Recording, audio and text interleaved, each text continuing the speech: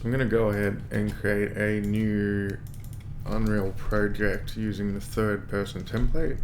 I'm just going to call it MetaHuman test. Alrighty, so the first thing we're going to want to do is bring the MetaHuman into the actual project. So if we go up to Window, Quixel Bridge, on the left side we've got this MetaHumans option.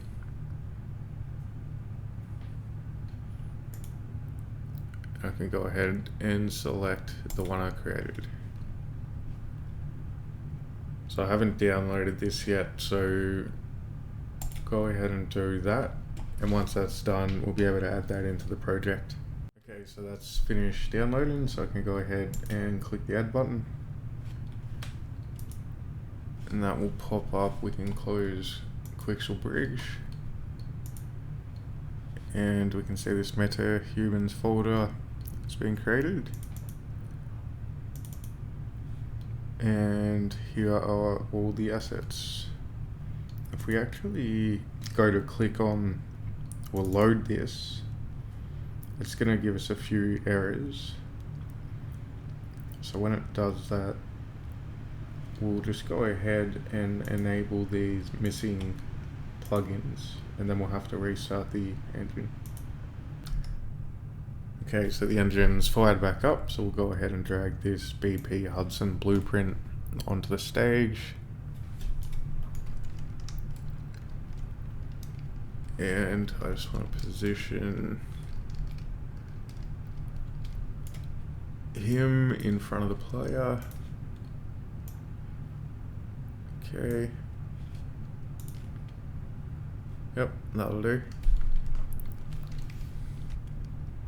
So this character actually renders pretty well, no matter what distance you view him from.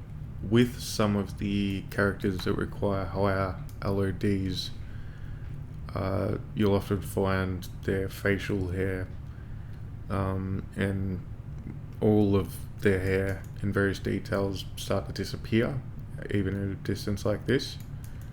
So what you'll have to do in that case is open up the blueprint class for your character,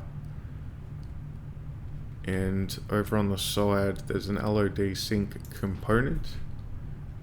You can click that and set the forced LOD to 0, or if you've got a lower spec machine, you can probably 1 should also be fine.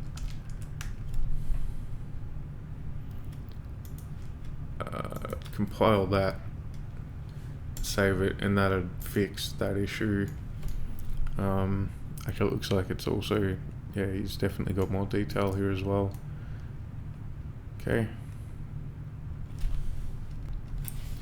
So if I start this, I can see certainly not much going on at the moment, but he is in the level. So I think what we want to do is create a couple of simple animations for him and see what happens, see what we can come up with.